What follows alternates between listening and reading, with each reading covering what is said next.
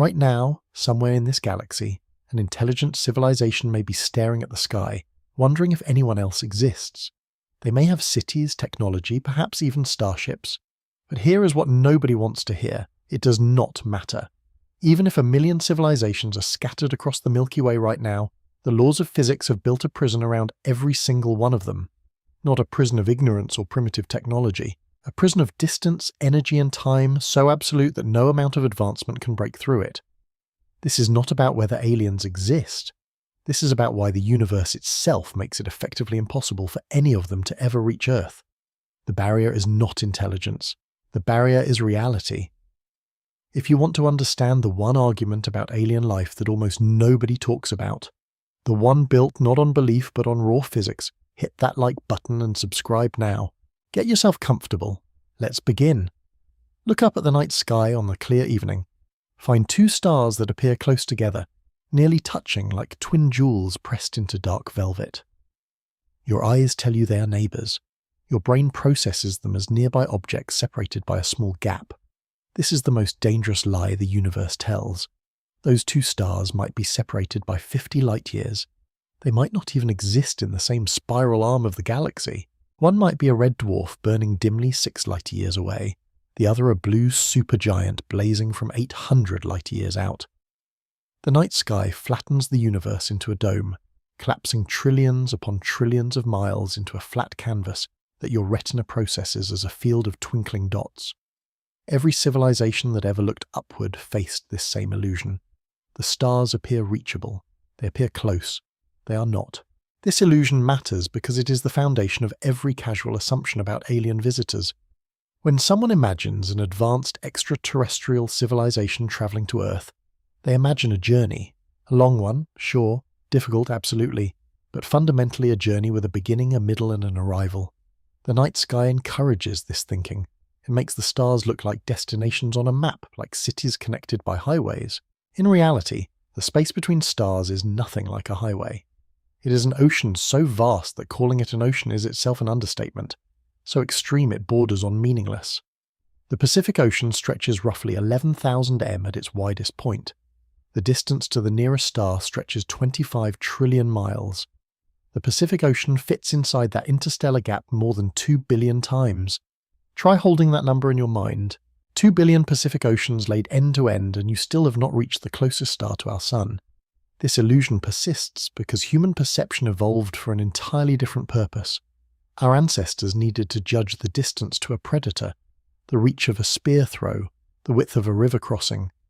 The human visual system is calibrated for distances measured in feet, miles, perhaps hundreds of miles on a clear day from a mountaintop. Nothing in our evolutionary history prepared us to intuitively grasp distances measured in trillions of miles. When we look at the night sky, our brains do what they have always done. They simplify, they flatten, they make the incomprehensible appear manageable, and this cognitive shortcut has quietly distorted every popular conversation about whether aliens could visit Earth. Start with the closest star system to Earth. Alpha Centauri sits 4.24 light-years away. That number sounds modest. 4. 24. You could say it in under a second, but the light-year is not a human unit of measurement. It is an astronomical abstraction that compresses incomprehensible distance into a tidy label. 1 light-year equals approximately 5.88 trillion miles. Multiply that by 4.24, and Alpha Centauri sits roughly 25 trillion miles from Earth. 25 trillion. If you started counting to 25 trillion at one number per second, never pausing to sleep or eat or breathe, you would need nearly 800,000 years to finish counting.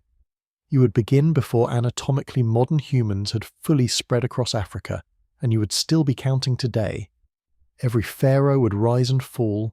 Every empire would build its monuments and crumble to dust. Every war would be fought and forgotten, and you would still be counting, still nowhere near finished. 25 trillion miles represents the shortest possible interstellar trip from our solar system. This is not the average distance to a star. This is the closest one, the galactic front door, the nearest neighbour.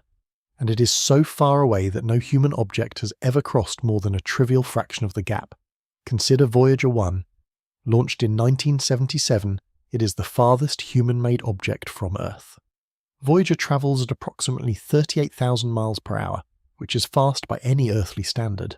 A bullet from a high-powered rifle moves at about 1,700 miles per hour. Voyager is roughly 22 times faster than a bullet. It has been flying for over 4 decades without stopping, without slowing, without deviating from its outward trajectory. In all that time, Voyager 1 has covered about 15 billion miles. That sounds impressive until you measure it against the interstellar scale. 15 billion miles is less than one single light day, not one light year, one light day.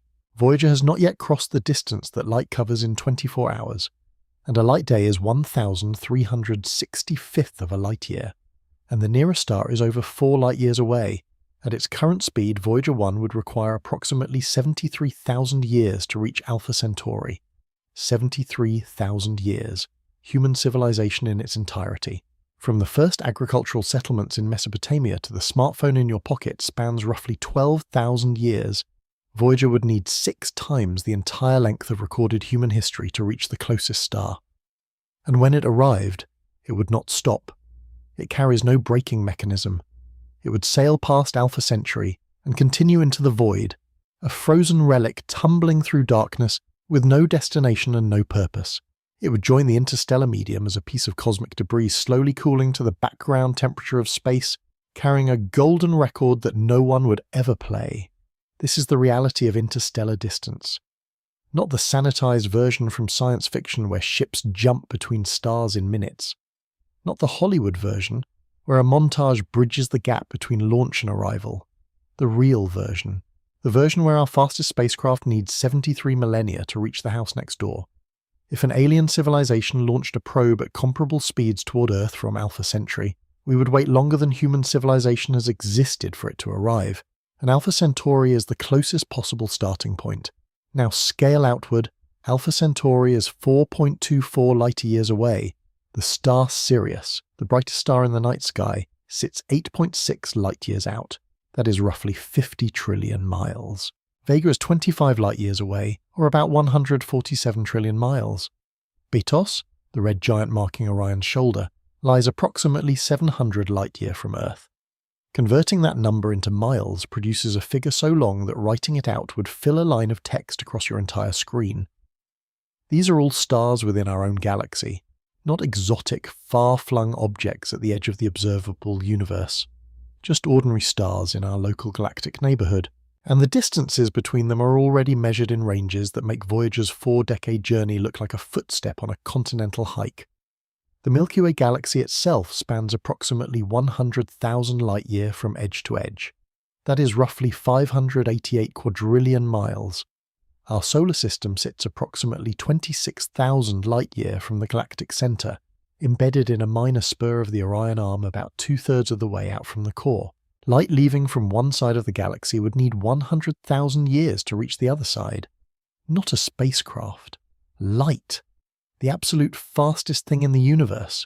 The cosmic speed limit that nothing with mass can ever reach. Even light travelling at 670 million miles per hour needs 100,000 years to cross our single galaxy. A human lifespan is roughly 80 years. Light crosses the galaxy in a time span equivalent to 1,250 consecutive human lifetimes. Each of those lifetimes would begin and end in total darkness between stars, surrounded by void, with a destination no closer to the naked eye than it was at the start. And the Milky Way is just one galaxy. The nearest major galaxy, Andromeda, lies approximately 2.5 million light-years away. The observable universe contains an estimated 2 trillion galaxies scattered across 93 billion light-year of space. These numbers exist so far beyond human intuition that they function as abstractions rather than descriptions. No human mind can genuinely picture 93 billion light-year. We can write the number, we can calculate with it, but we cannot feel it. The universe is built at a scale that renders human experience irrelevant. Here is where this matters for the question of alien visitation. When people imagine extraterrestrial civilizations visiting Earth, they rarely think about where those civilizations would actually be. The galaxy contains roughly 400 billion stars. Many of those stars host planetary systems. NASA's Kepler mission confirmed that planets are common, with most stars hosting at least one world and many harbouring several. Some percentage of those systems may contain worlds in the habitable zone. the orbital distance where liquid water could exist on a planet's surface. The probability of intelligent civilizations existing somewhere in the Milky Way is not zero, it might even be reasonably high. But the distribution of those civilizations across galactic space creates a problem that optimism cannot solve. If intelligent civilizations are rare, emerging around perhaps 1 in every 10 million suitable star systems, then the nearest alien civilization might be thousands of light years away. Not 4 light years, not 40 thousands. If civilizations are more common, perhaps 1 in every 100,000 suitable systems, the nearest might still be hundreds of light years distant. The galaxy is so enormous, and stars are so widely scattered that even a generous estimate of alien abundance places most civilizations at distances that are functionally unreachable. The math does not care about hope, it cares about geometry, and the geometry of a disk 100,000 light-year wide with stars separated by an average of 4 to 5 light-year leaves, every potential civilization marooned on its own tiny island in a sea of emptiness. Picture this. Shrink the entire Milky Way galaxy down to the size of the continental United States. At this scale, each star becomes a grain of fine dust barely visible to the naked eye. Our solar system, an Alpha Centauri, would be 2 grains sitting about 4 in apart. That seems manageable, but the next nearest Sun-like star with a potentially habitable planet might be several feet away. A civilization 1,000 light-years distant would be located in a different state entirely. 5,000 light-year would place them across the country, and the galaxy's full extent, 100,000 light-year, stretches from coast to coast. The galaxy looks crowded on a poster. In reality, it is defined by the emptiness between those scattered grains. Most of the map is blank. Most of the space contains nothing at all. Even if they exist, the universe itself prevents them from getting here. This is the central truth that every discussion about alien visitation must confront before anything else is considered. Distance is not merely an inconvenience for interstellar travelers. It is a wall, not a wall that clever engineering can tunnel through or sufficient energy can blast apart, but a wall built into the geometry of space-time itself. The space between stars is real, physical, and enormous. It must be crossed mile by mile, year by year, and there are trillions upon trillions of those miles between any 2 stellar neighbours. The emptiness between stars is also genuinely empty in ways that are difficult to appreciate from the surface of a planet teeming with life. The interstellar medium, the material that fills the gaps between star systems, has a density of roughly 1 atom per centimetre. For comparison, the air you are breathing right now contains approximately 25 quintillion molecules per cubic cm. The interstellar medium is roughly 25 quintillion times less dense than the air in your lungs. It is a vacuum more perfect than anything humans can create in a laboratory. It is cold, hovering just a few degrees above absolute zero. It is dark, illuminated only by the faint glow of distant stars. It is featureless, offering no landmarks, no waypoints, no reference frames for navigation. A spacecraft travelling between stars would spend decades or centuries surrounded by absolutely nothing, traversing a void so complete that the nearest significant object in any direction would be trillions of miles away. This void creates practical problems beyond mere isolation. Navigation across interstellar distances requires extraordinary precision at the scale of light years. Even tiny errors in trajectory compound into enormous deviations over time. A navigational error of 1/10,000th of a degree at departure translates into missing the target star system by billions of miles at arrival. That is not a rounding error. That is the difference between reaching a solar system and sailing past it into empty space with no possibility of return. Correcting course mid-journey requires energy, which requires fuel, which adds mass, which requires more energy to accelerate. Every correction feeds back into the same punishing loop. There is also the matter of detection. Finding Earth from interstellar distances is not like spotting a lighthouse from a ship at sea.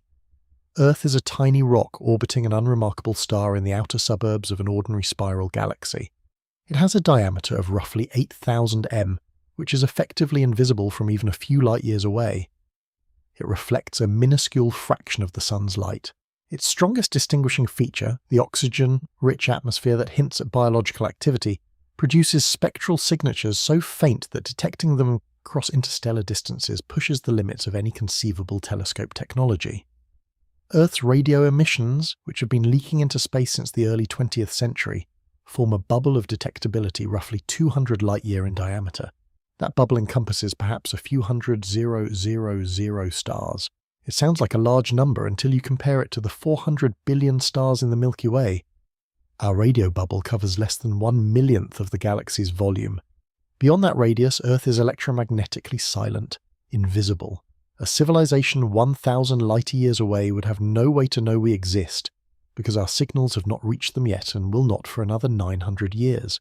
And even when those signals do arrive, they will be so faint, so diluted by the inverse square law governing electromagnetic radiation that they will be virtually indistinguishable from the background noise of the cosmos.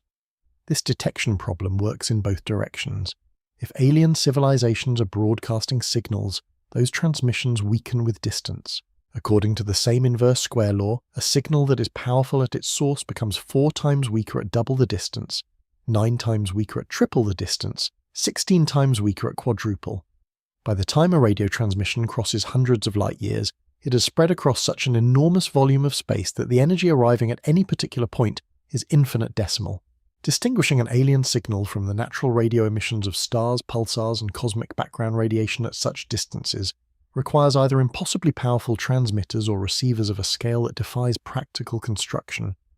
The universe does not cooperate with communication any more than it cooperates with travel. Consider the scale from an alien perspective. Imagine a civilization on a planet orbiting a star 1,000 light-years from Earth. They are intelligent, curious, technologically sophisticated. Perhaps they've been exploring their local stellar neighborhood for millennia. They've mapped the nearest dozen star systems. They have sent probes to worlds orbiting their closest neighbors. They know the local geography of their galactic suburb the way we know the layout of our solar system. Now they turn their attention outward. They point their telescopes toward our region of space and see the Sun, an average yellow dwarf star among millions of similar stars in their sky. From 1,000 light-years away, the Sun does not stand out. It does not pulse with unusual signals. It does not exhibit the spectral fingerprints of an advanced civilization. It is one ordinary star lost in a dense field of ordinary stars, no more interesting than any of its neighbors. They cannot detect Earth directly. Resolving a planet the size of Earth at a distance of 1,000 light-year would require a telescope with an aperture stretching hundreds of kilometers across. Even an interferometric array combining the light of thousands of smaller telescopes would struggle to produce anything more than a single pixel of data about a world that small at that distance. They might, with extraordinary effort and extraordinary luck, detect the slight dimming of sunlight as Earth transits the face of the Sun from their vantage point. But this transit method only works if the geometry aligns perfectly. If Earth's orbital plane happens to intersect their line of sight to the Sun for most observers in the galaxy, this alignment does not exist. Earth is invisible. They cannot detect our radio signals. Those signals departed Earth roughly a century ago, spreading outward at light speed in an expanding shell. That shell has covered approximately 100 light-years, reaching perhaps a few hundred 000 nearby stars. A hypothetical civilization sits 1,000 light-years away. Our signals will not reach them for another 900 years, and when those signals finally arrive, they will have weakened to a whisper. The power of a radio transmission drops with the square of the distance. By the time Earth's strongest broadcasts cross 1,000 light-years, the signal strength at any given point will be billions of times fainter than the cosmic background noise. Detecting it would require a receiver so sensitive and so precisely tuned that building one represents an engineering challenge comparable to the interstellar journey itself. From their vantage point, our entire solar system, everything we have ever known or built or dreamed, is one anonymous dot among 400 billion similar dots, invisible, unremarkable, lost in the crowd. They have no reason to come here because they have no way to know we are here, and this is not a limitation of their technology, it is a limitation of physics. Light travels at a fixed speed. Information cannot outrun it. Our existence is a secret the universe is keeping from them, and it will continue keeping that secret for another 9 centuries. At which point it will deliver the news as a whisper too faint to hear against the roar of the cosmos. Now suppose they are extraordinary. Suppose they have built telescope arrays spanning thousands of kilometers. Suppose they have mapped every star within 5,000 light-years and catalogued the atmospheric composition of every rocky planet in the habitable zone. Suppose against staggering odds they have identified Earth as a world with an oxygen-rich atmosphere, a possible signature of biological activity. They still do not know there is intelligent life here. Oxygen suggests biology. It does not suggest civilization. They would see what Earth looked like 1,000 years ago because the light reaching their telescopes left our planet 10 centuries before. They would see the Earth of roughly 1026, medieval Europe, the Song dynasty in China. No radio signals, no city lights, no spectral evidence of industrial activity, just a small blue world with an interesting atmosphere, one candidate among potentially thousands of similar worlds scattered across their observable sky. The motivation to cross 1,000 light-years of void to visit one interesting-looking rock among thousands of interesting-looking rocks is not obvious. It is not even rational without evidence that the trip would yield something no closer world could provide. Even if they could somehow identify Earth as a compelling target, even if they detected our oxygen atmosphere or stumbled upon our radio emissions after waiting centuries for them to arrive, they would then face the same crushing distance problem. 1,000 light-years equals approximately 5.88 quadrillion miles. At 10% of the speed of light, a velocity that itself represents an almost unimaginable engineering achievement, the journey would take 10,000 years one way. The civilization that launched the mission would need to sustain interest, funding, political will, and institutional memory for 10 millennia just for the outbound leg. No human institution has lasted more than a few thousand years. Most governments rise and fall within centuries. Most empires are dust within a millennium. The mission would outlive the society that conceived it many times over. And this is the optimistic scenario. This assumes the alien civilization is only 1,000 light-years away, which places them among the closer possible neighbours in a galaxy 100,000 light-years across. If they are 5,000 light-years away, the journey at 10% of light speed takes 50,000 years. If they inhabit a star on the far side of the galactic core, it takes hundreds of thousands of years. If they reside in a different galaxy entirely, the travel time extends into the millions or billions of years. These are not travel durations that any civilization can meaningfully plan for, resource, or survive. Even if they exist, the universe itself prevents them from getting here. There is a common instinct when confronted with these distances to reach for human analogies of exploration. People compare interstellar travel to crossing the Atlantic Ocean in the 15th century or landing on the moon in the 20th. These comparisons feel natural because they invoke journeys that once seemed impossible, but were eventually achieved through technological ingenuity and human determination. The implication is that interstellar travel will similarly yield to future innovation. Give it enough time, enough effort, enough brilliant minds, and the stars will fall within reach just as new continents and celestial bodies did before. This reasoning contains a fatal flaw. The Atlantic Ocean is roughly 3,000 m wide. The distance to the moon is approximately 240,000 m. The distance to Alpha Centauri is 25 trillion miles. The jump from Atlantic crossing to moon landing is a factor of roughly 80. Impressive, but within the same broad order of magnitude. The jump from moon landing to near a star is a factor of over 100 million. These are not steps on the same ladder. They're entirely different categories of challenge, separated by a chasm so wide that the word progress loses its meaning. Crossing the Atlantic required building better ships from existing materials. Reaching the moon required inventing rockets powerful enough to escape one planet's gravity well. Reaching another star requires confronting the fundamental speed limit of the universe. The exponential energy costs of relativistic acceleration and journey durations, measured not in days or weeks but in millennia.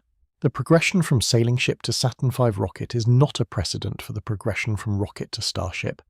It is a comforting analogy that disintegrates the moment you examine the actual numbers. The universe operates on scales that do not care about ambition, intelligence, or technological progress. The speed of light is not a barrier that more advanced physics will eventually overcome. It is a structural property of space-time woven into every equation that describes how reality functions. Every particle, every wave, every interaction in the cosmos obeys this limit. It is not a wall to be broken through. It is the shape of the room itself. You cannot break through the walls of a room you're made of. The Milky Way might contain thousands of intelligent civilizations right now. Millions of planets might harbor complex life. The galaxy could be teeming with minds that wonder exactly as we do whether anyone else is out there. But every one of those civilizations sits inside its own bubble of isolation, surrounded by trillions of miles of nothing, staring at the same deceptively close stars, facing the same impossible arithmetic. The galaxy is not a neighborhood. It is an archipelago of island worlds separated by oceans that no ship has ever been designed to cross, and those oceans are measured not in miles but in light years. not in hours of travel but in millennia. Every star is a solitary outpost. Every civilization is alone with its own sky. Even if they exist, the universe itself prevents them from getting here. Distance is the first wall. It is the wall you encounter before you even begin to consider the engineering, the energy, or the time. It is the wall that transforms interstellar travel from a question of willpower into a question of physics, and it is a wall that stands equally high for every civilization in the universe, regardless of how intelligent they are, how ancient their culture, or how long they have had to develop technology. The laws of geometry apply to everyone.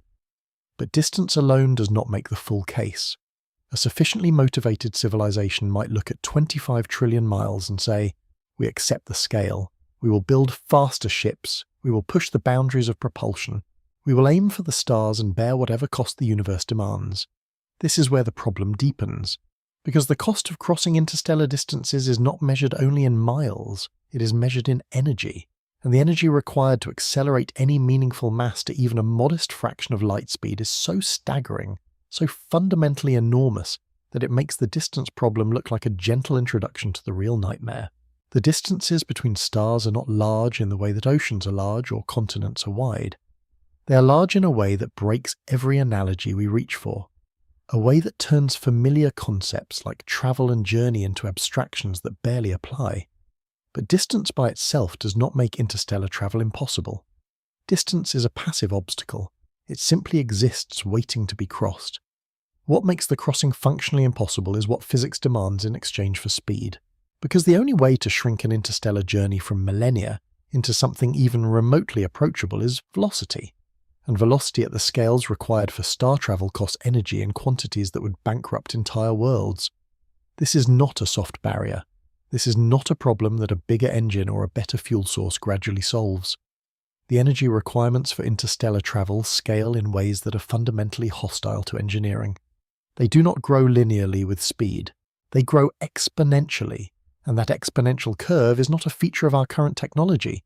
It is a feature of the universe itself, baked into the equations of special relativity, confirmed by every particle accelerator ever built and inescapable for any civilization made of matter anywhere in the cosmos. Let us start with the most basic version of the problem. To travel between stars in any time frame shorter than geological ages, a spacecraft must reach a significant fraction of the speed of light. 10% of light speed, often written as 0.1 comma, is a common benchmark in serious discussions of interstellar propulsion.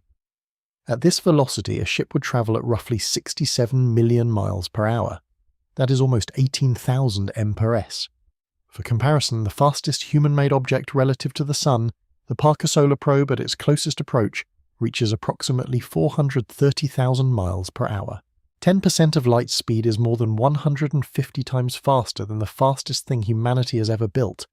It represents a leap in velocity so enormous that no incremental improvement in existing propulsion technology can bridge the gap. This is not a matter of building a slightly better rocket. This is a matter of entering an entirely different regime of physics. Now consider what happens when you try to accelerate an object to this speed. Start with something modest. A robotic probe with no crew, no life support, no artificial gravity. Just instruments, a communication system, a power source, and a frame to hold it all together. Call it 1,000 kilograms, roughly the mass of a small car. To accelerate 1,000 kilograms to 10% of light speed requires approximately 4.5 asterisk, 10 to the 17th joule of kinetic energy, written out that is 450 quadrillion joule.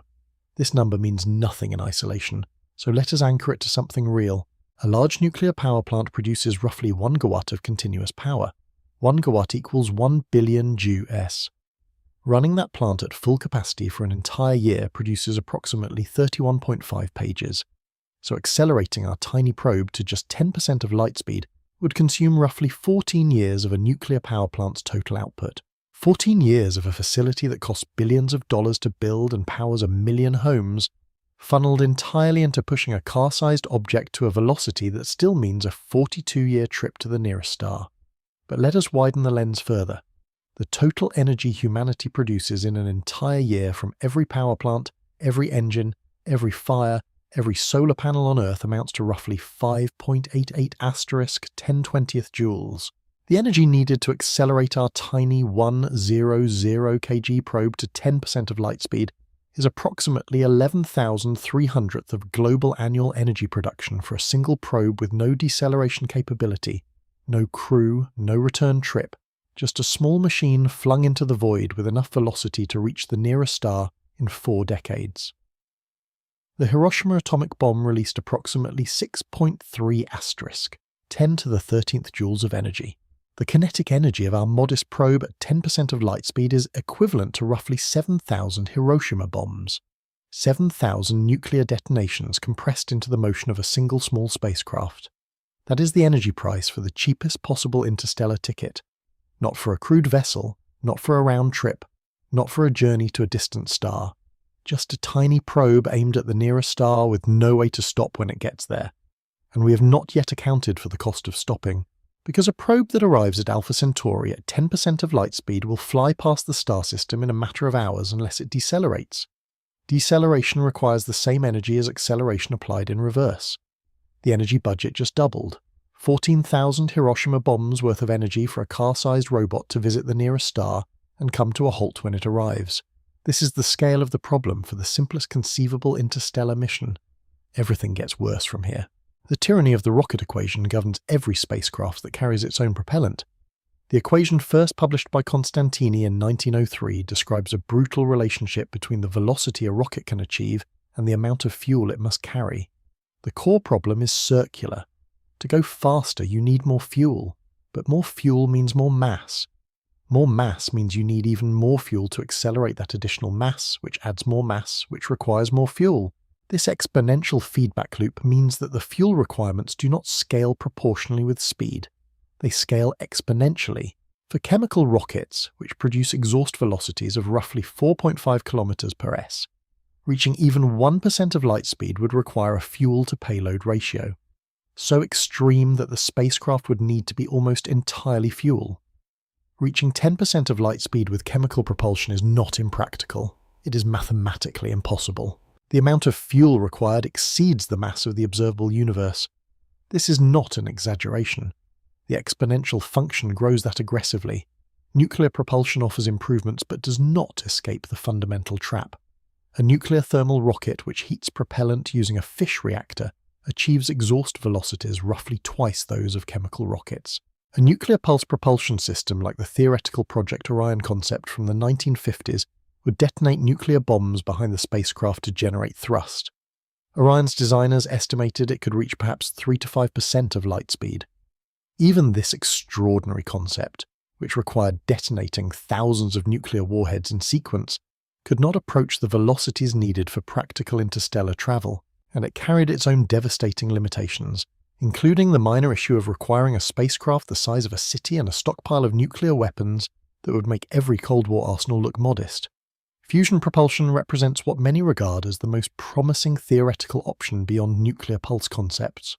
If engineers could build a working fusion reactor that converts hydrogen into helium and channels the resulting energy into directed thrust, it would represent a monumental advance over chemical or fission rockets. Fusion releases roughly 4 times more energy per kilogram of fuel than fish and hydrogen fuel is abundant throughout the universe. A fusion-powered starship could theoretically achieve exhaust velocities of several % of light speed, making interstellar missions conceivable on timescales of centuries rather than millennia. But sustained controlled fusion remains beyond human capability, despite more than 70 years of dedicated research and hundreds of billions of dollars in global investment. The fundamental challenge is containment. Fusion requires heating hydrogen isotopes to temperatures exceeding 100 million degrees C, roughly 6 times hotter than the core of the Sun. At these temperatures, matter exists as plasma, a state so energetic that it destroys any physical container it touches. Current approaches use powerful magnetic fields to suspend the plasma in a vacuum, preventing it from contacting the reactor walls. This magnetic confinement must be sustained continuously with extraordinary precision, while the plasma writhes and twists in chaotic turbulence that has defied reliable control for decades. The history of fusion research is a history of promises deferred. In the 1950s, physicists predicted commercial fusion power within 20 years. In the 1970s, they predicted it within 30 years. In the 2000s, they predicted it within 30 years. Again, the joke among plasma physicists is that fusion is always 30 years away. This is not because the scientists are incompetent. It is because the physics is genuinely, stubbornly, almost maliciously difficult. Every time engineers solve one instability in the plasma, another appears. Every time they increase confinement time, new energy loss mechanisms emerge. The plasma does not want to be contained. It finds every weakness in the magnetic bottle and exploits it, cooling itself, destabilizing itself, and extinguishing the fusion reaction in microsecond. As of today, no fusion reactor on Earth has produced more energy than it consumed in a sustained, repeatable manner. The International ETR project, the most ambitious fusion experiment ever attempted, aims to demonstrate net energy gain for the first time. Its construction has taken decades, and its budget has ballooned to roughly $25 billion.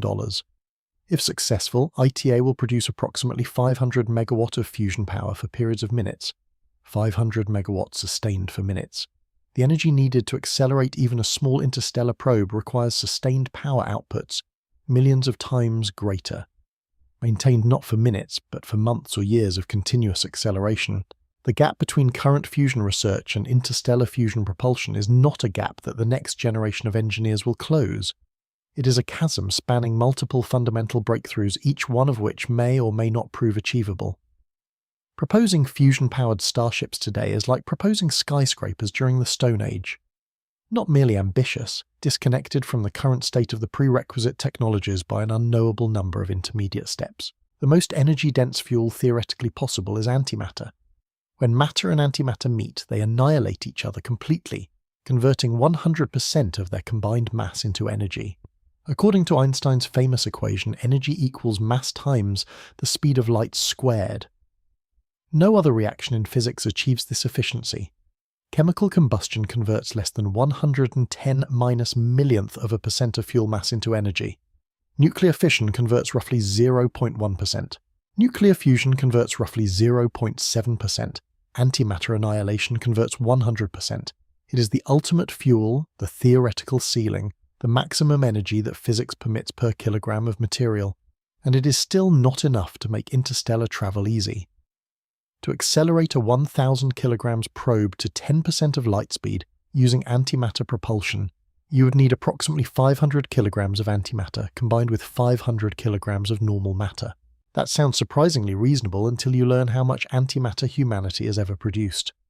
The total amount of antimatter created by every particle accelerator on Earth across the entire history of physics amounts to roughly 20 nanog. A nanog is 1/1000th of a gram. 20 nanog would not be visible to the naked eye. It would not register on a kitchen scale. It would not register on most laboratory scales. If you gathered together every atom of antimatter that every accelerator has ever produced across every country over every decade of particle physics research, the resulting speck would sit on the tip of a needle and vanish from sight. Producing a single gram of antimatter using current technology would require approximately $25 trillion and roughly 25 million billion watt-hours of energy. To put that in perspective, $25 trillion exceeds the gross domestic product of the United States. The energy required exceeds the annual output of thousands of power plants for 1G, a mass you could hold on your fingertip. Producing 500 kilograms of antimatter is not a challenge for the next century or the century after that. It is a challenge that sits so far beyond current capability that placing a timeline on it is meaningless. The entire global economy, redirected entirely toward antimatter production, using every watt of power generated on Earth, would need to operate for millions of years to produce the antimatter required for a single small interstellar probe. You might as well ask when we plan to bottle a star. And 500 kilograms of antimatter is the fuel requirement for a probe the mass of a small car. Not a crewed vessel, not an arc ship, a tiny robotic probe with no passengers, no return trip and no deceleration capability. Scale to a spacecraft large enough to carry even a small crew of 10 people along with life support systems, radiation shielding, food, water, waste, recycling, navigation equipment, communication systems, and structural materials. Such a vessel would mass at absolute minimum hundreds of thousands of kg. Realistic estimates for a crewed interstellar craft range from 1 million to 100 million kilograms. The antimatter fuel requirements scale proportionally. A 100 million kilogram spacecraft would need roughly 50 million kilograms of antimatter. Producing this quantity would require energy inputs so vast that they exceed the total energy output of current human civilization by many orders of magnitude. The numbers do not merely stretch credibility, they exit the realm of meaningful discussion and enter the territory of pure mathematical abstraction. This is the energy wall. It does not bend, it does not soften with technological progress. It is a direct consequence of physics. The kinetic energy of any object increases with the square of its velocity. As velocity approaches a significant fraction of light speed, relativistic effects compound the problem further. According to special relativity, as an object accelerates toward light speed, its effective mass increases. This is not a metaphor. The object literally requires more energy to accelerate each additional unit of speed. At 90% of light speed, a spacecraft's relativistic mass is approximately 2.3 times its rest mass. At 99% of light speed, it is roughly 7 times its rest mass. At 99.9%, it exceeds 22 times its rest mass. The closer you get to light speed, the more the universe resists your acceleration, demanding exponentially more energy for each incremental gain in velocity. Reaching light speed itself would require literally infinite energy. It cannot be done. Not by us, not by any alien civilization, not by any being made of matter anywhere in the cosmos. Even if they exist, the universe itself prevents them from getting here. Let us put aside antimatter for a moment and consider alternative propulsion concepts that do not require carrying onboard fuel. The most promising candidate is laser propulsion, sometimes called a light sail or beam-powered propulsion. The concept is straightforward. A spacecraft carries an enormous but extremely lightweight reflective sail. A ground-based or space-based laser array fires a concentrated beam at the sail. Photons from the laser bounce off the sail, transferring momentum and gradually accelerating the craft. No onboard fuel required, the energy source stays at home, which eliminates the tyranny of the rocket equation entirely. This sounds like a solution. It is not. It simply trades one set of impossible engineering constraints for another. The Breakthrough Starshot initiative announced in 2016 proposed exactly this approach. The plan envisioned a fleet of gram-scale probes, each weighing roughly 1 g, propelled by a ground-based laser array with a total power output of approximately 100 GAU. 100 GAU is roughly the total electrical generating capacity of a medium-sized country like the United Kingdom. This entire national energy output, focused into a coherent laser beam and aimed at a sail smaller than a bedsheet, would accelerate a 1 g probe to 20% of light speed, reaching Alpha Centauri in roughly 20 years. 1 g. Not a crude vessel, not even a useful robotic probe by most standards, a CHIPS sensor package weighing less than a paperclip, and it requires the focused energy output of an entire industrialized nation to reach its target star in 2 decades. Scaling this concept to anything resembling a meaningful spacecraft, even a modest 10 kilograms probe carrying a camera and a communication antenna would require laser arrays producing tens of thousands of GAU, more energy than human civilization currently produces. And this approach carries a fundamental flaw that no amount of power can fix. The laser can only push, it cannot pull. A light sail accelerated to 20% of light speed has no way to slow down at its destination. It screams past the target star system in a matter of hours, taking a few blurry photographs before vanishing into the interstellar void. To decelerate, you would need a second laser array at the destination, which means someone has already been there to build it, which means you have not solved the problem. You have merely assumed it away. Some proposals suggest using the target star's own light to decelerate a sail, reversing the craft's orientation as it approaches. This works in principle, but only at extremely low velocities. A sail arriving at 20% of light speed would need to bleed off an enormous amount of kinetic energy. Stellar light pressure is far too weak to accomplish this in the brief window before the craft overshoots the system. The sail would need to be impractically gigantic, thousands of kilometers across. And even then, the deceleration would take years, during which the craft overshoots its target by trillions of miles. The physics simply does not close. Every propulsion concept ever seriously proposed for the interstellar travel runs into the same fundamental constraint. Moving mass across light years requires energy on scales that are staggering by any civilizational standard. This is true for chemical rockets. It is true for nuclear rockets. It is true for antimatter engines. It is true for laser sails. It is true for fusion drives. The specific numbers change. The underlying reality does not. Interstellar travel demands energy expenditures so vast that they represent a significant fraction of a civilization's entire energy budget, sustained over periods of years or decades, directed at a single mission with no guarantee of return. Here is where the argument takes a critical turn. Everything discussed so far applies to human technology and human energy production. The natural response is to imagine an alien civilization far more advanced than ours, a civilization that has harnessed the full power of its star or developed energy sources we cannot yet conceive. Would such a civilization not find interstellar travel affordable? Would not the energy wall crumble before their superior capabilities? No. And this is the point that casual speculation consistently misses. The energy wall is not an artifact of human limitations, it is a consequence of physics. The kinetic energy required to accelerate mass to relativistic speeds is determined by the mass of the spacecraft and the speed of light. These are constants. They do not change based on who's doing the engineering.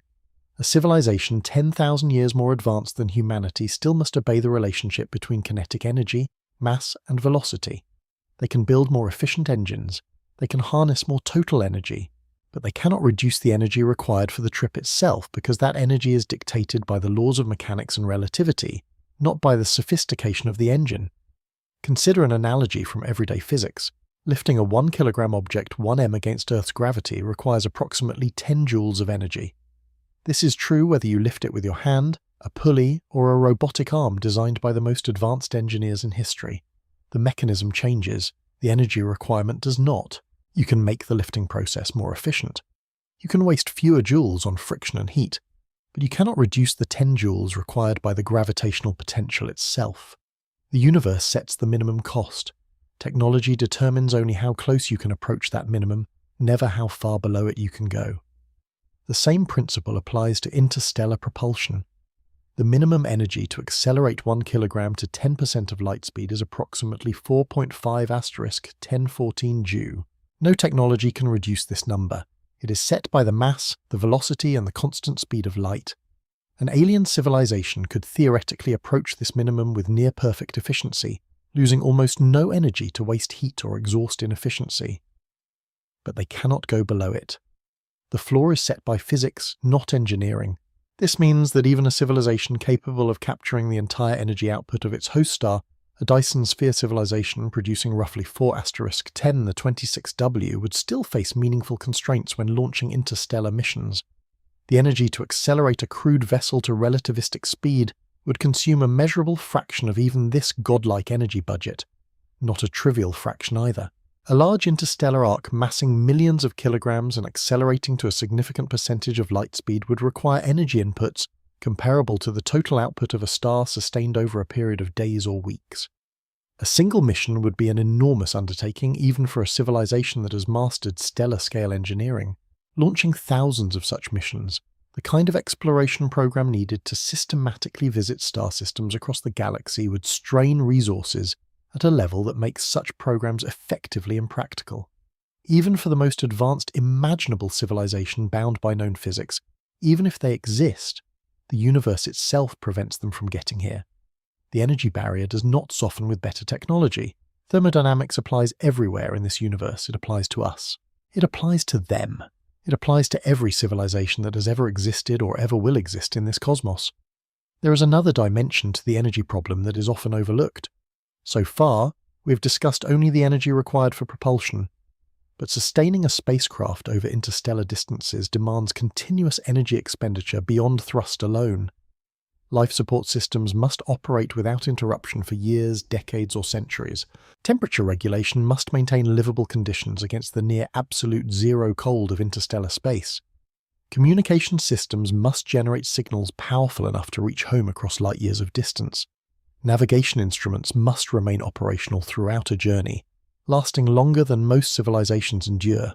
Shielding systems must protect crew and equipment from cosmic radiation, high-energy particles, and the micrometeorite impacts that become catastrophic at relativistic speeds. Each of these systems draws power, each imposes mass. Each feeds back into the propulsion equation, demanding more fuel, which adds more mass, which demands still more energy. The total energy budget for a crewed interstellar mission is not simply the kinetic energy of acceleration and deceleration. It is the sum of propulsion energy, life support energy, shielding energy, communication energy, and every other system that must function continuously for the duration of the voyage.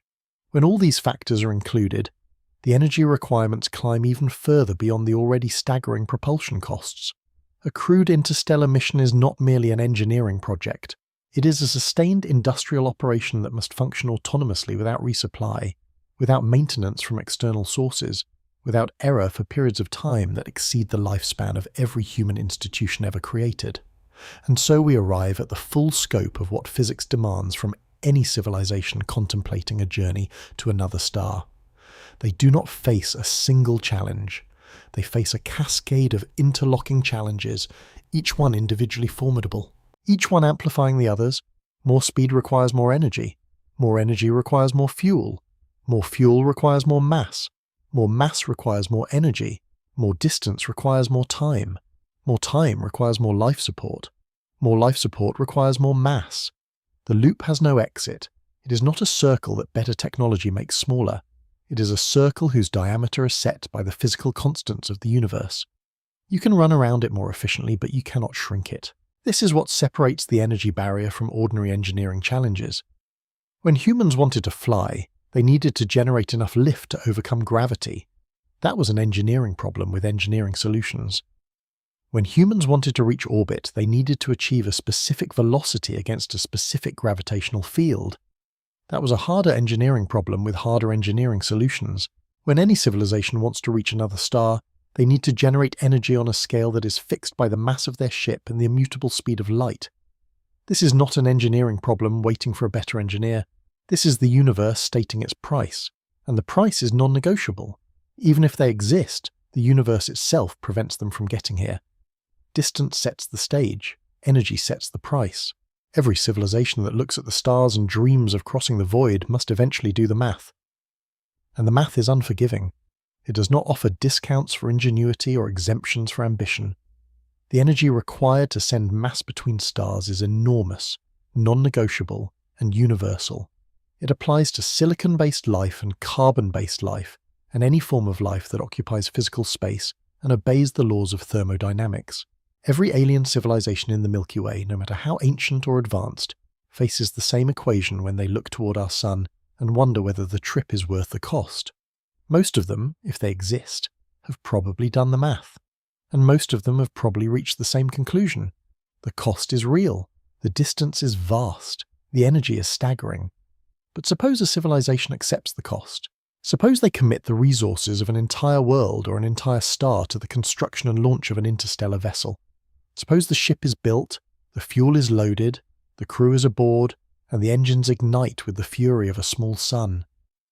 The ship accelerates. It reaches 10% of light speed. The star behind it shrinks to a point. The star ahead remains a point. The journey has begun. And this is where the problem deepens beyond what distance or energy alone could impose. Because even after paying the impossible energy price, the journey itself introduces a category of obstacles that no engine can overcome and no shield can fully deflect. The obstacle is time, the unrelenting, irreversible civilization eroding passage of time. And time, unlike distance and energy, cannot be compressed, stored, or traded. It simply passes. And it passes for everyone. The void between stars is incomprehensibly vast. The energy required to cross that void is staggering beyond any civilizational budget. But both of those barriers, distance and energy, are in some sense static. They can be measured, quantified, and placed on a ledger. A civilization could theoretically look at the numbers, accept the cost, and commit.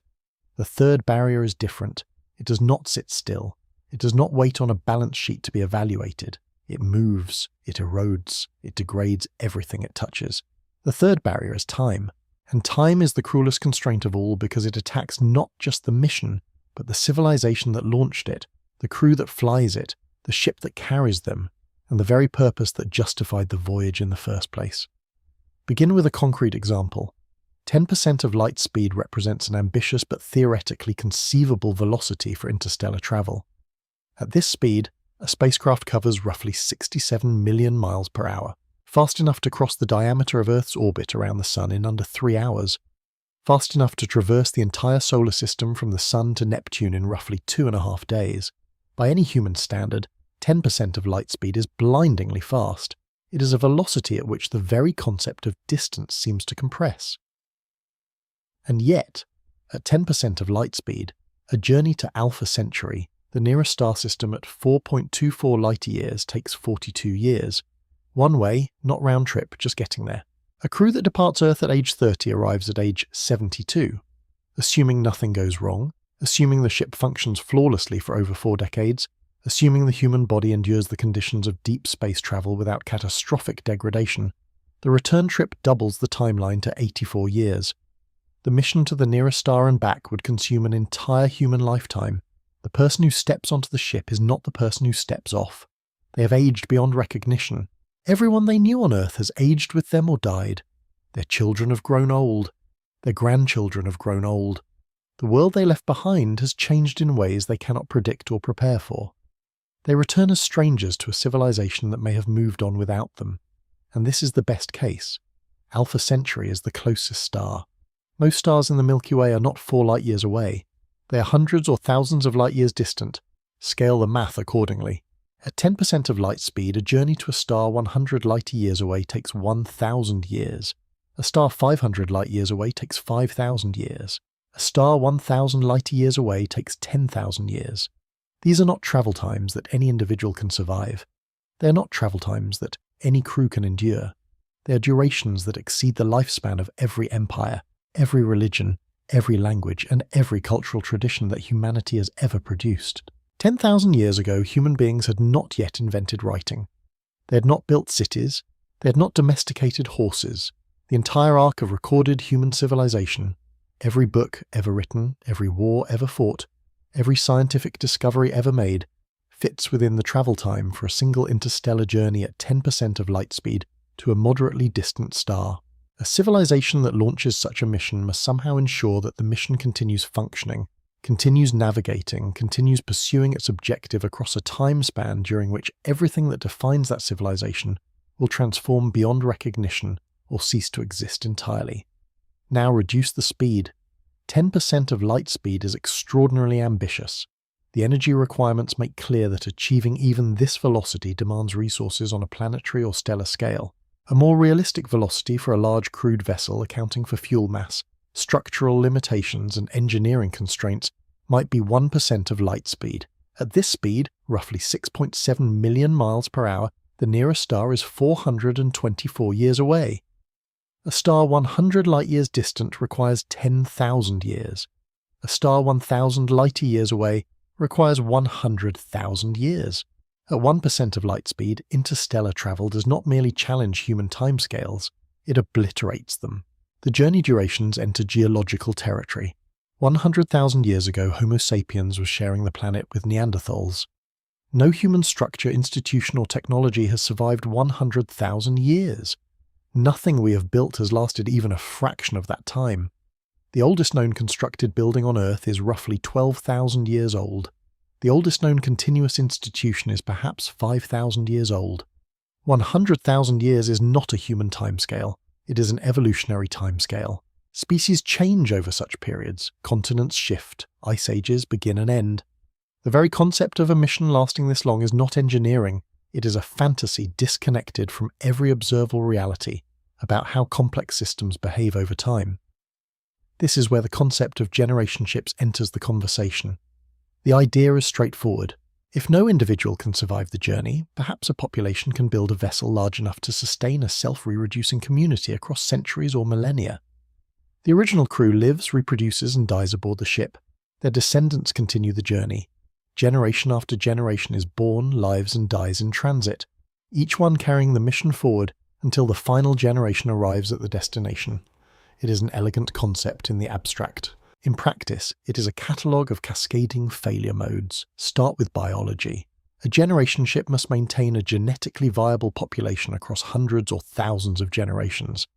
Genetic studies suggest that a minimum viable population for long-term survival, avoiding inbreeding depression, and maintaining sufficient genetic diversity to adapt to new environments requires at least 5,000 to 10,000 individuals. Some estimates place the number higher. This is not a skeleton crew of brave volunteers. This is a small city. Housing, feeding, and sustaining 10,000 people in a closed environment for millennia requires a ship of enormous size and complexity. The mass of such a vessel pushes the energy requirements for acceleration into territory that makes the already impossible numbers we have discussed look conservative. But population size is only the beginning of the biological challenge. A closed ecosystem must recycle all resources perfectly: water, air, food, waste. Every molecule must be accounted for and reprocessed indefinitely. No closed ecological system has ever been sustained by humans for more than a few years. Biosphere 2, the most ambitious attempt at a sealed ecosystem on Earth, lasted 2 years before oxygen levels dropped to dangerous lows and the system required external intervention. That experiment involved 8 people in a 3-acre enclosure on the surface of Earth with extra gravity, sunlight, and a functioning magnetosphere. A generation ship would need to sustain thousands of people in a sealed metal container hurtling through a vacuum at millions of miles an hour with no sunlight, no natural gravity, no magnetic shielding, and no possibility of outside help. For thousands of years without a single critical system failure. The social dimension is equally catastrophic. Human societies are not stable across millennia. They fragment, reorganize, and collapse with a regularity that historians have documented exhaustively. They experience revolutions, civil wars, ideological shifts, and cultural drift that can transform a community beyond recognition within a few generations. Imagine the reality aboard a generation ship 500 years into a 10,000-year voyage. The original crew is 20 generations dead. Their names survive in a database somewhere, perhaps in a memorial hall that fewer and fewer people visit with each passing century. No one aboard has ever seen a sky, felt wind on their face, or stood beside an ocean. The mission was conceived by people so distant in time that they might as well be mythological figures. Their language has drifted. The words they use to describe the mission's purpose have shifted in meaning through centuries of isolation. Their cultural references have mutated beyond recognition. The music they listened to, the stories they told, the values they held have all been replaced by new traditions born inside the ship. Traditions that would be unrecognizable to the founders. The ship's social structure has reorganized multiple times through crises, power struggles, and ideological movements that the original planners never anticipated. Some factions believe the mission is sacred, a divine mandate inherited from ancestors who saw a truth the current generation must honor. Others believe the mission is a prison sentence imposed by long dead-ad tyrants who had no right to condemn their descendants to life inside a metal tube. A third faction has developed a religious framework that reinterprets the journey entirely, teaching that the ship has always existed, that the idea of an origin world is a comforting myth, and that the concept of a destination is a heretical fantasy designed to distract the faithful from the only reality that matters, the ship itself. These factions compete for control of resources, of the ship's governance systems, of the educational curriculum that shapes the next generation's understanding of why they exist and where they are going. Some of these conflicts will be resolved through debate and compromise, others will not. Violence is not merely possible aboard a generation ship over millennia. Given the length of time, the pressure of confinement, and the absence of any external moderating influence, it is statistically inevitable.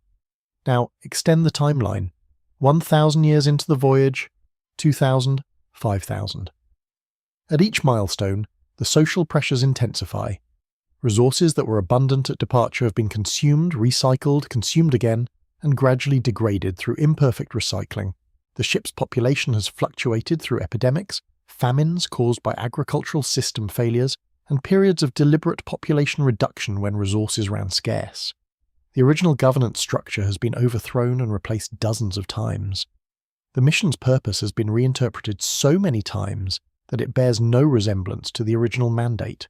The destination star, still thousands of years away, is an abstraction that holds no emotional weight for people who have lived their entire lives and whose parents and grandparents and great-grandparents lived their entire lives inside the same corridors and chambers. The journey is no longer a means to an end. It is the only world anyone has ever known. And the suggestion that this world should someday end, that the ship should stop and its population should disembark onto an alien planet with open sky and unknown dangers might be met not with excitement but with terror, resistance, or outright refusal. A population confined to a finite space with no external contact, no immigration, no new resources, and no horizon beyond the walls of their vessel, faces psychological pressures that no human community has ever been tested against. What happens when birth rates fall below replacement levels because the population collectively decides, consciously or unconsciously, that bringing children into a sealed metal world with no future beyond more sealed metal is an act of cruelty rather than hope? What happens when a critical specialist dies without having trained a successor and the knowledge needed to maintain a vital system is lost forever? What happens when the ship's manufacturing capability degrades to the point where replacement parts can no longer be produced and each mechanical failure becomes permanent? These are not hypothetical concerns, they are projections based on observed human behaviour in far less extreme conditions. Isolated communities on Earth, communities with access to fresh air, sunlight, and the possibility of leaving still experience social collapse. Violence and ideological fragmentation within a few generations. Mechanical degradation poses yet another existential threat. No machine lasts forever. Every material degrades over time. Metals fatigue, seals erode, electronics fail, lubricants break down, radiation damages circuitry and structural components alike. A generation ship must maintain every critical system: propulsion, navigation, life support, power generation, radiation shielding, hull integrity across timescales that exceed the operational lifespan of any machine humans have ever built by orders of magnitude. The longest operating human-made machines have lasted perhaps a few centuries under favourable conditions on Earth's surface. A generation ship must operate in the most hostile environment imaginable: hard vacuum, cosmic radiation, extreme temperature differentials, micrometeorite bombardment for thousands of years without resupply. Every component must either be replaced using onboard manufacturing capabilities or designed to endure conditions that no known material can withstand indefinitely. Even if they exist, the universe itself prevents them from getting here. Time does not merely create logistical problems for the travellers, it creates a fundamental disconnect between the mission and the civilization that launched it. Consider a civilization that sends a crewed vessel toward Earth from a star 1,000 light-years away, travelling at 10% of light speed. The journey takes 10,000 years. During those 10,000 years, the home civilization continues to exist, evolve and change. Technologies advance, social structures transform, values shift. The civilization that launched the mission 10,000 years ago may bear no resemblance to the civilization that exists when the ship arrives. It may have collapsed entirely, leaving behind ruins and silence. It may have transcended into forms unrecognizable to the original planners. It may have developed faster propulsion technologies and sent a second mission that arrives before the first one. The ship becomes an artifact, a relic of an obsolete era, still crawling toward its destination while the civilization that built it has moved on or disappeared entirely. This is not speculation. It is extrapolation from observed patterns. Human technological capability has increased exponentially over the past few centuries. If this pattern holds for any civilization, then a mission launched today using the best available technology will be obsolete long before it arrives. A civilization that launches an interstellar mission faces a paradox. If they wait, their technology improves and a future mission could arrive sooner. But if they always wait, they never launch. And if they launch now, the mission may be overtaken by a faster ship launched centuries later. This is sometimes called the incessant obsolescence postulate, and it creates a rational disincentive for any civilization to commit resources to interstellar travel. The optimal strategy is always to wait for better technology. But waiting indefinitely means never going at all. Communication delay compounds every one of these problems into something approaching total futility. At interstellar distances, the speed of light imposes a hard limit on information transfer that is just as absolute as the speed limit on physical travel. A radio signal or laser communication beam travels at light speed, which means it takes 1 year to cross 1 light year. A message sent from Earth to a star 100 light-years away takes 100 years to arrive. A reply takes another 100 years to return. A single exchange of information requires 200 years. Imagine what a 200-year conversation actually looks like in practice. A civilization launches a mission to a star 100 light-years away. 10 years after departure, the homeworld discovers a critical design flaw in the ship's radiation shielding. They immediately transmit a warning with detailed repair instructions. That message, traveling at light speed, chases the ship across the void, but the ship is also moving at 10% of light speed in the same direction. The message gains on the ship gradually, closing the gap at 90% of light speed. It takes roughly 11 years to catch up. By the time the crew receives the warning, they have been flying with degraded shielding for 21 years. The cumulative radiation exposure may have already caused irreversible biological damage. The repair instructions reference tools and materials that were available at launch, but have since been consumed or repurposed. The crew sends a reply explaining their situation and requesting alternative solutions. That reply takes over 11 years to reach home. The engineers who discovered the original flaw are now 32 years older. Some have retired, some have died. The institutional knowledge needed to devise an alternative solution may have migrated to a new generation of engineers who are unfamiliar with the ship's specific configuration. They develop a workaround and transmit it. Another 11+ years pass. By the time the crew receives the revised instructions, more than 50 years have elapsed since the original flaw was discovered. The crew members who first received the warning are elderly or dead. Their replacements must interpret instructions written for a version of the ship that has been modified and repaired many times in the intervening decades. This is what interstellar communication looks like at 100 light-years. Not a conversation, a series of messages in bottles, each one arriving too late to matter, each one referencing a reality that no longer exists. At 1,000 light-years, the situation becomes absurd. A signal takes 1,000 years to arrive. A reply takes another 1,000 years to return. A single exchange of information requires 2,000 years. The civilization that sent the original message may not exist when the reply arrives. The language the message was written in may have evolved into something unrecognizable. The communication channel itself, the frequency, the encoding, the protocol, may have been abandoned centuries ago, replaced by technologies the original senders never imagined. The reply arrives to an audience that cannot read it, transmitted by a sender that no longer exists, about a problem that was either solved or became irrelevant millennia before the response was composed. For a mission in transit, communication delay means total autonomy from the moment of departure. For all practical purposes, a ship travelling to a star 1,000 light-years away cannot receive updated instructions from home in any meaningful time frame. Within a few decades of departure, the communication lag renders real-time coordination impossible. Within a few centuries, even slow-paced exchanges of information become impractical. The mission is on its own. Every decision must be made locally. Every problem must be solved without external help. Every crisis must be managed by the crew or the ship's autonomous systems with no possibility of consultation, reinforcement, or rescue. The ship becomes an isolated civilization unto itself, disconnected from its origin permanently. If the ship encounters a catastrophic problem, no one is coming to help. If the mission succeeds, no one from the launching civilization may be alive to receive the news. Now layer the interstellar medium itself onto this picture. The space between stars is functionally empty in terms of matter density, but empty does not mean harmless. At relativistic speeds, the sparse material scattered through interstellar space becomes a lethal hazard. A grain of dust weighing 1 milligram, striking a spacecraft at 10% of light speed, delivers kinetic energy equivalent to roughly 100 kilograms of TNT.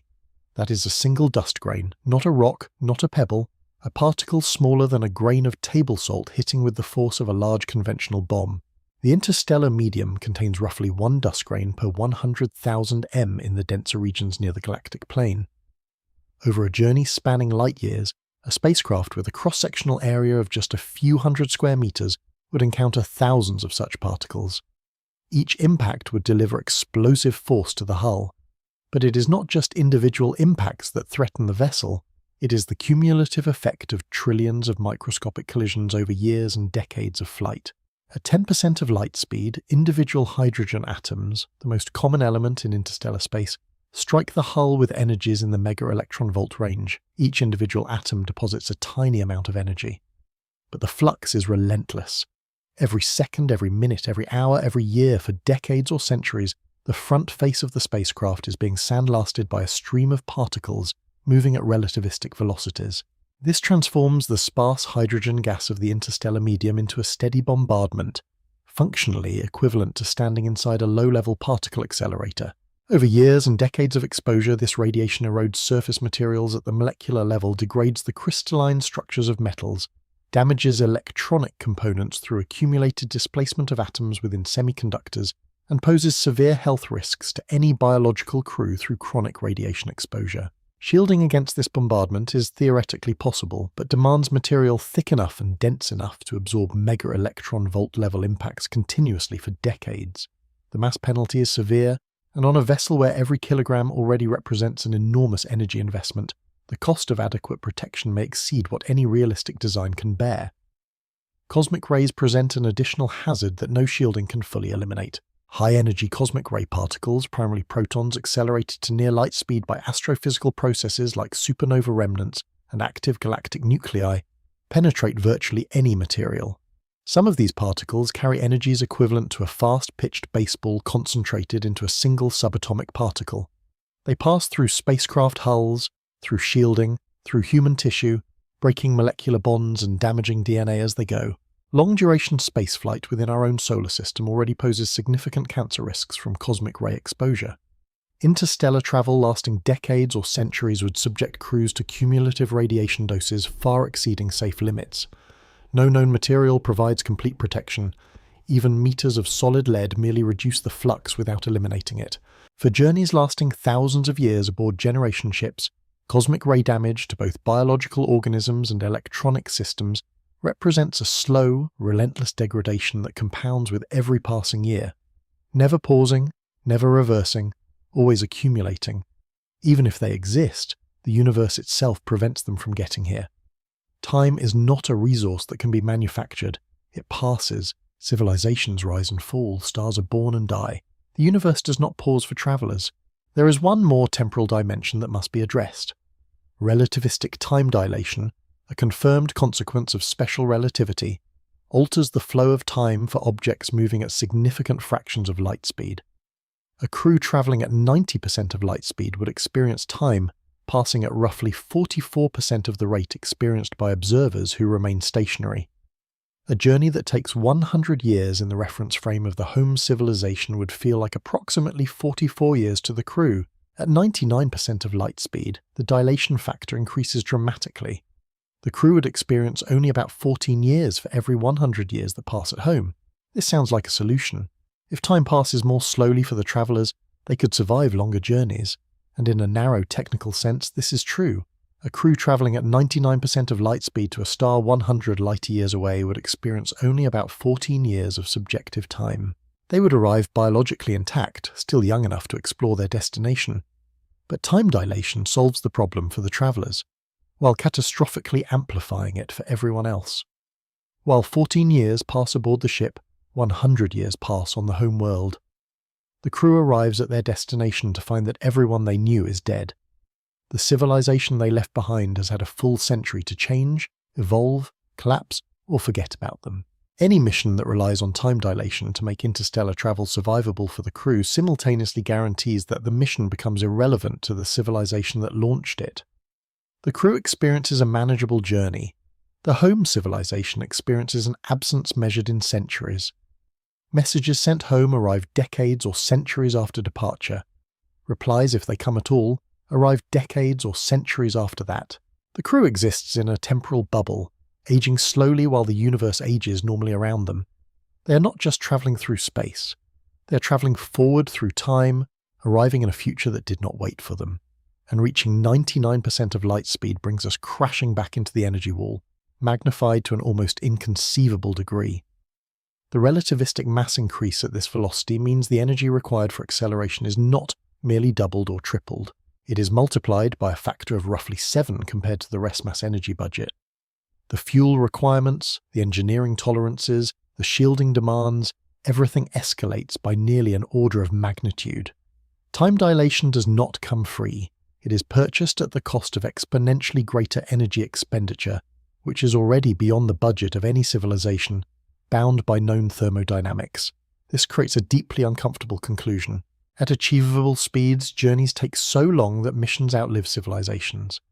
At extreme speeds, time dilation compresses the journey for the crew, but demands energy that makes the trip effectively impossible to launch. There is no sweet spot. There is no velocity at which interstellar travel becomes simultaneously affordable and timely. The universe has arranged its constants with a precision that blocks every attempted shortcut. Every solution to one constraint tightens the others. Reduce travel time and the energy cost explodes. Add shielding against radiation and the mass grows. Increase the mass and the fuel requirement spirals. Extend the mission duration and the crew, the ship and the civilization behind it all begin to crumble. No single breakthrough breaks the pattern because the pattern is not a chain with a weakest link. It is a web where every strand reinforces every other strand, and the web is woven from the fundamental constants of the universe. Even if they exist, the universe itself prevents them from getting here. A civilization 1,000 light-years from Earth that wants to send a mission here must solve every one of these problems simultaneously. They must generate enough energy to accelerate a vessel to a significant fraction of light speed. They must build a ship that survives millennia of operation in the harshest environment imaginable. They must maintain a crew or a self-sustaining population across time scales that exceed the lifespan of every civilization in their own history. They must navigate with precision across distances so vast that errors of fractions of a degree result in missing the target by billions of miles. They must shield against dust, radiation, and cosmic ray bombardment that intensifies with velocity. They must accept that communication with home becomes impossible within centuries of departure. They must accept that the civilization they represent may not exist when they arrive, and they must do all of this for a destination they cannot confirm is worth visiting. At 1,000 light-years, no telescope can resolve a civilization on a planet's surface, and no electromagnetic evidence of our existence has had time to cross the gap. They would be committing 10,000 years of resources and lives to reach a world that, for all they know, is barren rock. Each of these requirements is individually daunting. Together they form a barrier that does not weaken with technological advancement, because the underlying constraints are set by physics, not engineering. Better engines do not shorten the distance. Faster ships do not eliminate radiation hazards. More advanced life support does not prevent social collapse across millennia. Stronger materials do not stop the universal tendency of all organized systems to decay over time. The obstacles are layered, interlocking, and grounded in the bedrock of physical law. There is one final argument that always surfaces at this point in the conversation. It looks at the distance, the energy, and the time, and it says, "You're thinking too small. You're projecting human limitations onto alien civilizations. A civilization millions of years more advanced than us would have technologies we cannot imagine. They would find ways around these barriers that we're too primitive to conceive. They would simply be more advanced." This argument has an intuitive appeal. It feels humble. It feels open-minded. It feels like it respects the vastness of possibility. It is also wrong. And the reasons why cut to the very heart of what the laws of physics actually are. Every barrier explored in this documentary so far, the distance, the energy, the time, invites the same rebuttal. It arrives in conversations, in comment sections, in late-night debates between friends staring at the stars. The rebuttal sounds reasonable, it sounds humble, it sounds like the kind of open-minded thinking that serious people should embrace. It goes like this. You're thinking like a human. You're projecting our limitations onto beings who may have had millions of years to advance beyond us. A civilization that old, that intelligent, that far beyond our comprehension would have solved problems we cannot even articulate yet. They would find a way. They always find a way. This argument feels powerful because it appeals to imagination. It invokes the unknown and weaponizes it against constraint. It says in essence that because we do not know everything, anything is possible. But this reasoning contains a flaw so fundamental that it undermines the entire premise. The constraints described throughout this story are not human limitations. They are not artifacts of our primitive technology or our limited understanding. They are properties of the universe itself. The speed of light is not a human speed limit. It is a cosmic speed limit. The relationship between mass, velocity, and kinetic energy is not a human equation. It is a universal equation. The second law of thermodynamics is not a human observation about entropy. It is a law governing every physical process that has ever occurred or ever will occur anywhere in the cosmos. These constraints do not care who is doing the engineering. They apply to carbon-based life, silicon-based life, energy beings, digital consciousnesses, and every other form of intelligence that occupies physical space and manipulates physical matter. The universe wrote the rules before any civilization existed to read them. Begin with the most structured version of the advanced civilization argument. In 1964, Soviet astronomer Nikolai Kardashev proposed a scale for classifying civilizations based on their total energy consumption. A Type 1 civilization harnesses all the energy available on its home planet, roughly 10 circumflex the 16th watt for an Earth-sized world. A Type 2 civilization harnesses the entire energy output of its host star, roughly 4*1026W for a Sun-like star, a Type 3 civilization harnesses the energy output of its entire galaxy, roughly 4*1036W for a Milky Way-ish galaxy. Humanity currently sits at approximately 0.7 on this scale. We do not yet capture all the energy reaching Earth from the Sun, let alone the Sun's total output. The Kardashev scale is often invoked to suggest that sufficiently advanced civilizations would find interstellar travel trivial. A Type 2 civilization commanding the full power of a star should be able to launch starships the way we launch satellites. A Type 3 civilization harnessing an entire galaxy should be able to scatter probes across the cosmos like seeds on the wind. The energy wall described in Part 2 would crumble before such staggering power, or so the argument goes. But this reasoning confuses the total energy available with the energy required for a specific task. A Type 2 civilization has access to enormous power. That is not in question. What is in question is whether that power changes the physics of the trip itself. And the answer is no. The minimum kinetic energy required to accelerate a given mass to a given velocity is fixed by the relationship between mass, velocity, and the speed of light. No amount of available power reduces this minimum. A Type 2 civilization can generate the energy more easily than we can. They can afford the fuel bill more comfortably, but they cannot pay a smaller bill. The bill is set by physics, not by economics. Harnessing the power of an entire star means you can write a bigger check. It does not mean the check is smaller. Consider what this means in practical terms.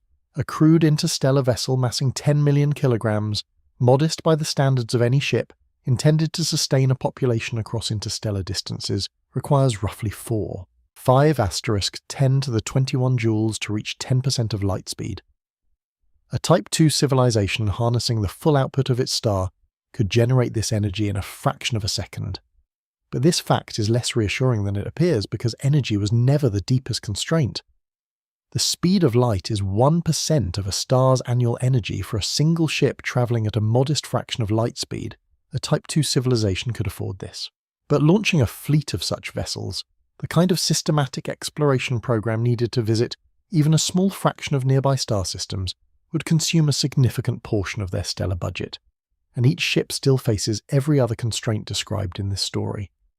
Each ship still takes centuries or millennia to reach its destination. Each ship still faces interstellar hazards, communication blackouts, mechanical degradation, and the slow erosion of time. More energy does not make the ship go faster than light. More energy does not stop the clock. More energy does not smooth the void between stars or sweep away the dust and radiation that fills it. Even a Type 3 civilization commanding the energy of 400 billion stars faces the same structural constraints multiplied across a larger canvas. They can launch more missions, they can build more ships, but each mission still obeys the same physics.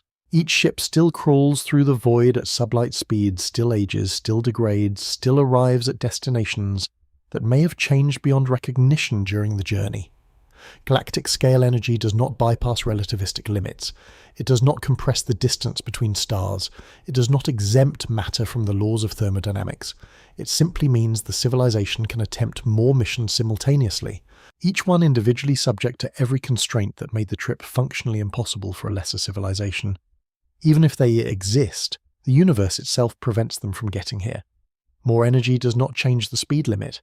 It does not eliminate time dilation. It does not remove interstellar dust. The rules apply to everyone. Now address the proposals that claim to circumvent physics entirely rather than merely overpowering it. Warp drives, wormholes, faster than light travel.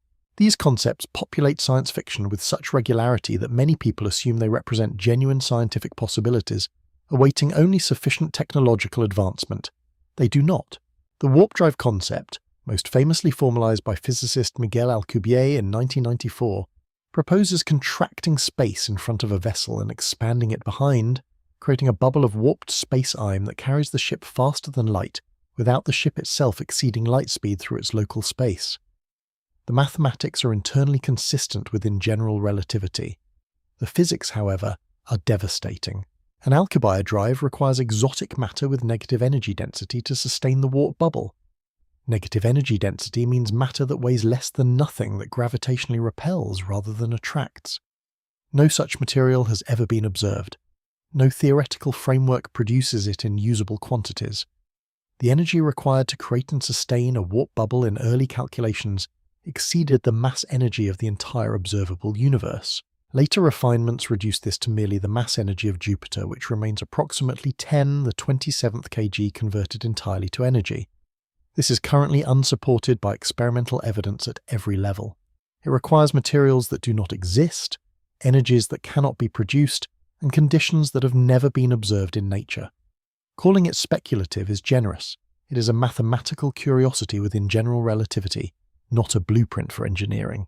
Wormholes face similar objections. A wormhole or Einstein-Rosen bridge is a theoretical tunnel through space-time connecting two distant points. If stable traversable wormholes could be created and maintained, they would indeed allow instantaneous travel between distant locations. But every known solution to the equations of general relativity that produces a wormhole also requires exotic matter with negative energy density to hold the wormhole open. Without this material, the wormhole collapses faster than any object could pass through it. The same exotic matter that has never been observed, never been produced, and may not be physically possible. Additionally, traversable wormholes would likely violate causality, the principle that causes pre-defects. If you can travel instantaneously between distant points, you can, through a straightforward application of special relativity, arrive at your destination before you departed. This creates time travel paradoxes that most physicists regard as strong evidence that traversable wormholes cannot exist. The universe appears to enforce what physicists call the chronology protection conjecture, an as yet unproven but widely suspected principle that the laws of physics conspire to prevent time travel. Wormholes are currently unsupported by experimental evidence and face deep theoretical objections that go beyond mere engineering difficulty. Faster-than-light travel of any kind faces the same fundamental obstacle. Special relativity does not merely say that nothing currently goes faster than light. It says that the structure of spacetime forbids it for anything with mass. The speed of light is not a velocity limit in the way that a speed limit on a highway works, where you could theoretically build a faster car but choose not to. It is a structural feature of how space and time relate to each other. As any massive object approaches light speed, the energy required to accelerate it further approaches infinity. Not a very large finite number. Actual mathematical infinity. You cannot reach infinity. You cannot exceed it. You cannot engineer around it. The speed of light is the geometry of the universe. And you cannot build a machine that violates geometry. These are not limitations of current knowledge that future discoveries might overturn. They are consequences of the most thoroughly tested theories in the history of physics. Special relativity has been confirmed by every experiment ever designed to test it across more than a century of increasingly precise measurements. General relativity has been confirmed by gravitational lensing, gravitational waves, the precession of Mercury's orbit, the behavior of GPS satellites, and hundreds of other observations. The speed of light as an absolute limit is not a provisional hypothesis awaiting revision. It is one of the most firmly established facts in all of science. Could future physics reveal something unexpected? In principle, yes. Any scientific conclusion is subject to revision in light of new evidence. But the probability that future discoveries will overturn the speed of light limit is comparable to the probability that future biology will overturn the germ theory of disease. Not zero, but so close to zero that building an argument on it is not open-mindedness. It is wishful thinking wearing the costume of humility. Even if they exist, the universe itself prevents them from getting here. There is another temporal dimension that the advanced civilization argument consistently fails to address. Civilizations do not last forever. They rise, they flourish, they decline, they collapse or transform into something unrecognizable. Human history provides ample evidence of this cycle, and there is no reason to believe alien civilizations are exempt. The window during which a civilization possesses the technology to attempt interstellar travel may be remarkably narrow. Humanity has been an industrial, electronically communicating species for roughly 250 years. We are the only example we know. If that window is typical or even generous, then the period of interstellar capability is a brief flash against the billions of years a planet may orbit its star.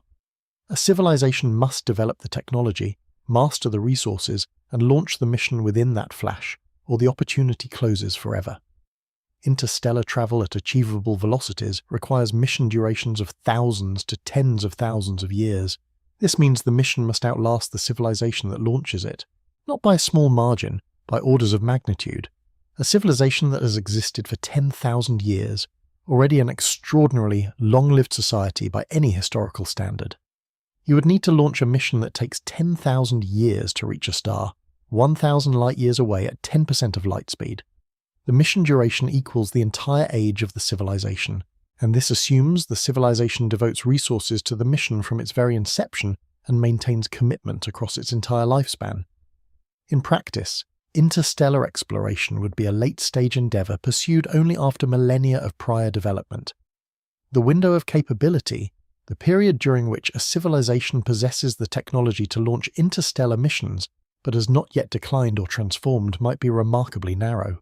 A few centuries, perhaps a few millennia at most. Now multiply this constraint across the galaxy.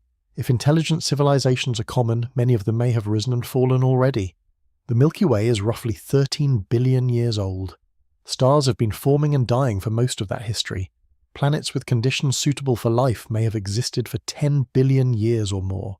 If civilizations arise, flourish, and collapse within windows of a few thousand to a few million years, then the galaxy at any given moment may contain civilizations at vastly different stages of development, some just discovering fire, some building their first telescopes, some launching their first interstellar probes, some collapsing under the weight of their own complexity, and some already gone, leaving behind nothing but cold ruins on forgotten worlds. The chances that two civilizations exist simultaneously within communication range of each other, both possessing interstellar capability and both directing their efforts toward the same target, are vanishingly small. The galaxy is vast. The windows of capability are narrow, the distances enforce isolation, and time, the great eraser, ensures that most civilizations will never overlap with their nearest neighbors. Two candle flames burning in a dark cathedral, each lasting only a few seconds, separated by hundreds of feet. The probability that both flames burn at the same moment and that the light from one reaches the other before it flickers out is almost zero. Not because the candles are not real, but because the cathedral is too large and the flames are too brief. Entropy deserves special attention because it represents the ultimate constraint that no technology can overcome. The second law of thermodynamics states that the total entropy of a closed system always increases over time. Order degrades into disorder.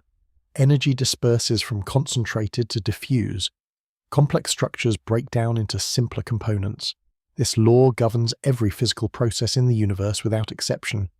No machine operates at perfect efficiency. No structure maintains itself indefinitely. No system resists entropy forever. For interstellar travel, entropy means that every component of a spacecraft degrades over time. Seals crack, circuits corrode, bearings wear, fuel decays, biological systems accumulate damage. Even the most advanced materials known to physics are subject to atomic-level degradation over sufficient timescales. Radiation damage displaces atoms from crystal lattices. Thermal cycling stresses molecular bonds. Micrometeorite impacts erode surfaces. The interstellar void is not a gentle environment that preserves travelers in amber. It is a slow-motion disassembly line that takes apart everything passing through it atom by atom, year by year, millennium by millennium. A generation ship travelling for 10,000 years must fight entropy for 10,000 years. Every repair consumes resources. Every replacement part must be manufactured from onboard materials which are finite. Every system that fails must be fixed before the failure cascades into dependent systems. Over 10,000 years, even systems designed with enormous redundancy will eventually exhaust their reserves. The mathematics of reliability engineering make this clear.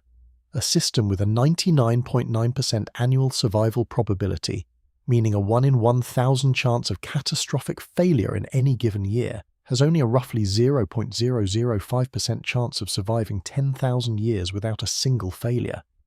Functionally, zero. To achieve even a 50% chance of surviving 10,000 years, the annual failure probability must be less than 1 in 144,000. These are reliability levels that no human technology has ever approached.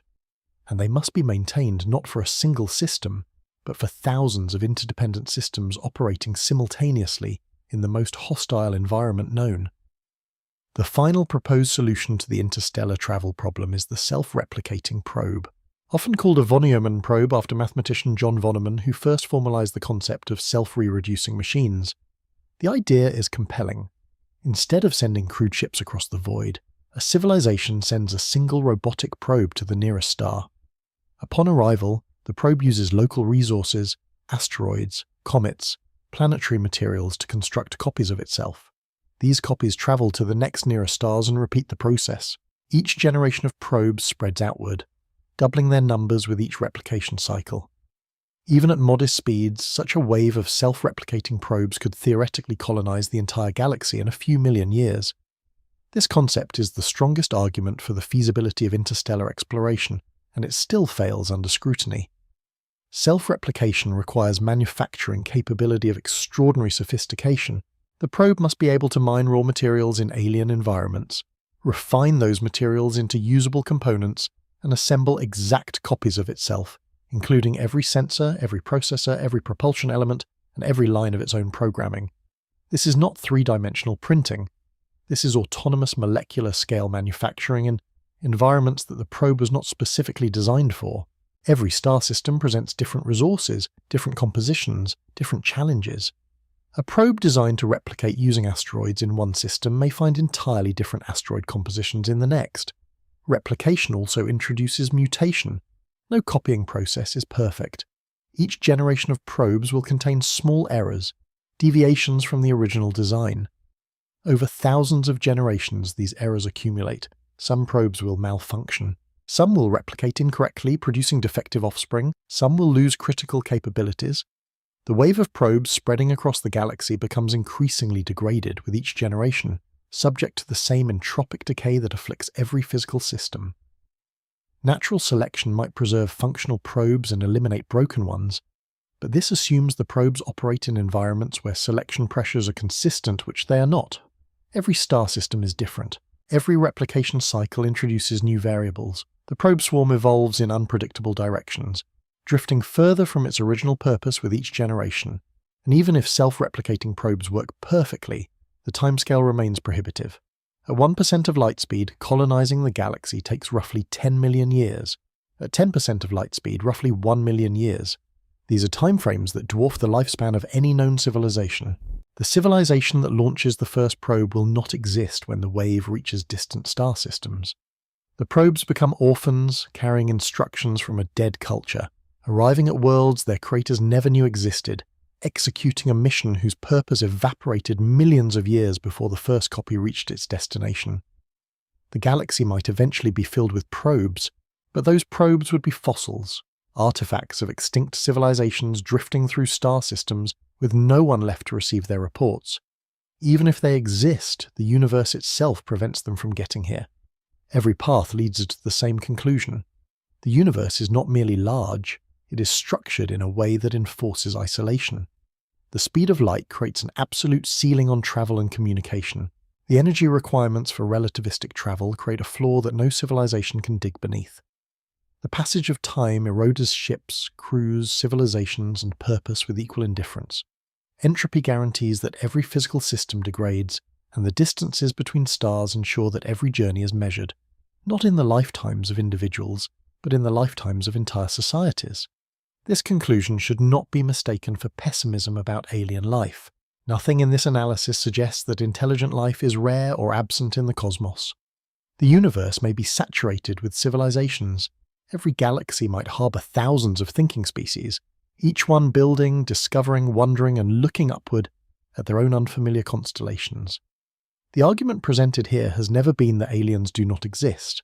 The argument is that the universe is designed, if design is even the right word for the blind architecture of physical law, to keep its inhabitants apart. This realization carries a weight that is difficult to express without slipping into the philosophical territory that this analysis has deliberately avoided until now. But here at the end, the philosophical dimension deserves its moment because the implication of everything we've explored is not merely technical, it is existential. If intelligent life is common, if civilizations arise regularly on worlds scattered across the Milky Way, then the most likely state of the galaxy at any given moment is one of profound and permanent isolation. Thousands of civilizations, each one burning briefly against the dark, each one surrounded by distances it cannot cross, energies it cannot muster, and timescales it cannot survive. Not because they're stupid, not because they lack ambition, but because the universe is too large and too slow for its inhabitants to ever find each other. The silence of the cosmos is not evidence that we're alone. It is evidence that the cosmos is very, very large and very, very quiet, not empty, not hostile, just indifferent. The universe does not prevent life from arising. It prevents life from meeting. It builds walls of light years between every inhabited world and enforces those walls with the most fundamental laws of physics. The speed of light, the conservation of energy, the arrow of entropy, the passage of time. These are not barriers that future science will casually dismantle. They are the architecture of reality, and they apply to every mind that has ever looked up and wondered. The candle flames burn in the cathedral, brief, beautiful, scattered across an immensity that dwarfs them all. Each flame illuminates its own small circle and casts no light beyond it. The darkness between them is not empty. It is simply too vast for any flame to bridge. If intelligent life is common, the universe may simply be too large and too slow for civilizations to ever meet. The barrier is not technology. The barrier is not intelligence. The barrier is not willpower or resources or imagination. The barrier is distance itself.